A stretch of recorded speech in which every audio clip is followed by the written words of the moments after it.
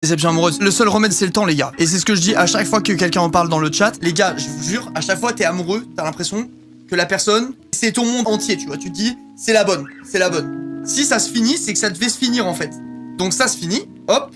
Et en fait, c'est qu'il y a une bonne raison, c'est que la vie, elle te réserve mieux après. Tu sais, la vie, c'est bien fait en général. Les choses s'enchaînent, il y a des hauts, des bas, machin. Mais ce qui ne doit pas se faire ne se fait jamais.